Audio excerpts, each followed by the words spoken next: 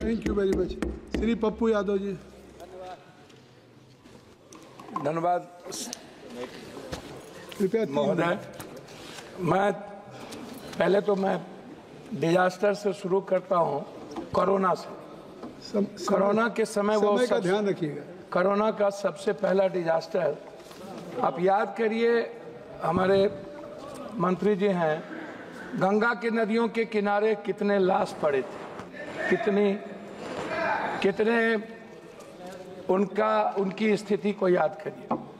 आप state problem को याद कीजिए कि कैसा डिजास्टर था। केंद्र ने स्टेट के हाथ को बांध दिया था। महाराष्ट्र के मुख्यमंत्री और बंगाल के मुख्यमंत्री ने आपत्ति दर्ज की थी कि आप हमारे पावर को कटल करते हैं।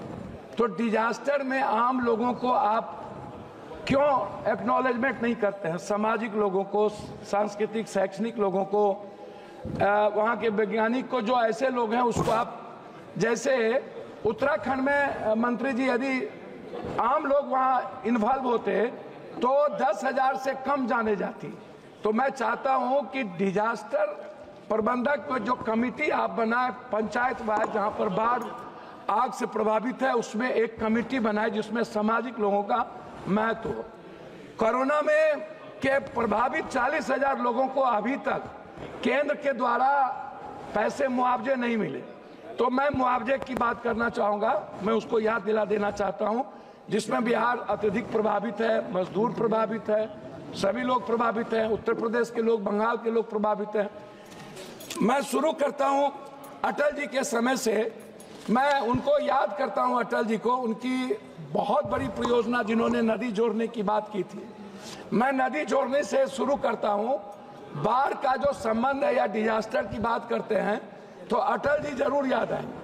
उन्होंने हर नदियों को, कनेक्टिविटी को जोड़ने का जो उन्होंने एक बड़ा निर्णय था उनका, वो देश में एक बहुत बड़ा निर्णय था, लेकिन उस पर हम लोग अभी तक काम नहीं कर पाए। हम किसी नदियों को, चाहे हमारे इलाके में गंडक है, सप्तकोशी जो नेपाल से आता है, बूढ़ी गंडक है, महानंदा है, कमला है, केहर है, कनहर है, सौरा नदी है, गंगा है।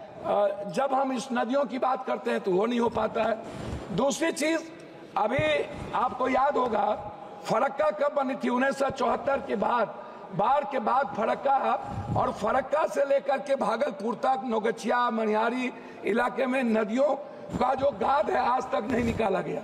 नरेंद्र मोदी जी के सामने नीतीश जी, हम लोग भी मीटिंग में थे, इस प्रश्न को उठाए थे कि क्या फरक्का का रिहैबिलिटेशन होगा या नदियों को कैसे हम लोग और मजबूत कर सकते हैं, जिसमें कोसी पर भी थी।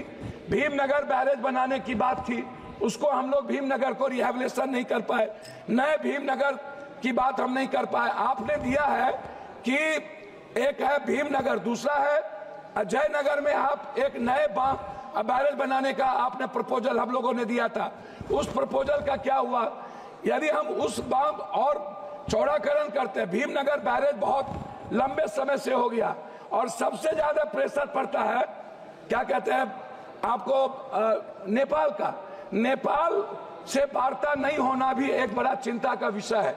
हम हाई डैम की बात करेंगे, जिसमें आपने 26 तक चिट्ठी लिखी है हमको कि आप 26 तक आप उसका पूरा का पूरा सारी चीज तैयार कर लेंगे। तो हम एक हाई डैम की बात, बिहार के लिए, बिहार की आपदा के लिए जो सबसे बड़ा चीज है, हाई डैम भी है, एक बड़ा भीमनगर बैरेज का नवीनीकरण है, दूसरे जगह भी है। नदियों की सफाई की बात है, गाद, जो लगभग 40 सालों से अभी तक इतनी बड़ी सरकार होने के बावजूद भी हम गाद पर कोई काम नहीं कर पाए, हम नदियों को की सफाई नहीं कर पाए। नतीजा है सर, हम बात तो सर 5 मिनट हो गया सर, मैं 2-3 बात महत्वपूर्ण करना चाहूंगा सर, उसको आपके तो सर मेरी राज्य मंत्री आप सर मेरी बात तो करके बात कर सकते। सर मैं महानंदा एक्सप्रेसवे की बात करूंगा, मैं आलमनगर से नौगछिया नवीनीकरण पक्कीकरण की बात करूंगा, मैं कोसी महानंदा एक्सप्रेसवे पर आपका ध्यान दिलाना चाहूंगा, मैं आपका ध्यान जानवर क्षतिपूर्ति पर दिलाना चाहूंगा, घर क्षतिपूर्ति और फसल क्षतिपूर्ति पर। जब बाढ़ आता है, अभी बाढ़ आया, लगभग 7 लाख क्यूब पानी के बाढ़ आया, जिसमें पूर्णिया का आप कोई भी इलाका, किशनगंज का, अररिया का, आप सहरसा का इलाका देख लीजिए, आप उस कोसी सीमांचल का जो भी इलाका आप देखेंगे, 7 बांधे टूटी। आप गाइड बांध क्यों नहीं बनाते हैं? गाइड बांध यदि बनाएंगे तो बेहतर होगा। सर मैं खत्म, हमको तो समय सर दिया जाए ना, दिया ना हमने 2 मिनट समय दिया जाए। 2 मिनट हो गया, 1 मिनट और 2 मिनट सर, 1 मिनट। गाइड बांध का मैं आपसे आग्रह करूंगा। दूसरा, सभी नदियों के जो बांध है, चाहे वो गंगा हो, महानंदा हो, हम चाहते हैं उस बांध का नवीनीकरण, उस बांध का पक्कीकरण। दूसरा चीज, कोसी से जो कैनाल निकलता है, नहर निकलता है, शहर निकलता है, आप उस दोनों कैनाल के दोनों तरफ उसको पक्कीकरण करिए और नहर को पक्कीकरण करिए। बहुत बहुत धन्यवाद सर 1 मिनट सर।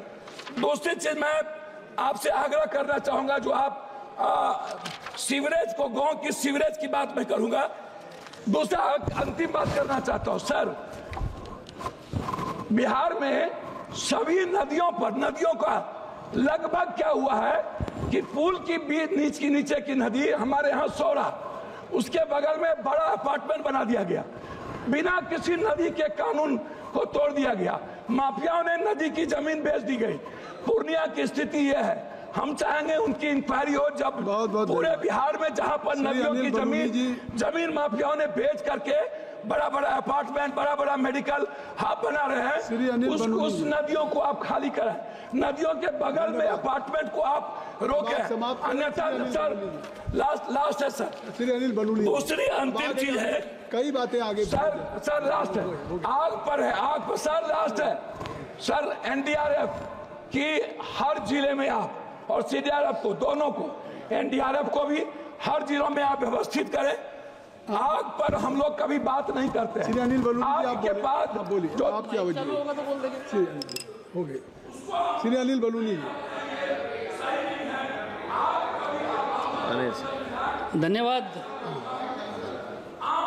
धन्यवाद मान्यवर, आपने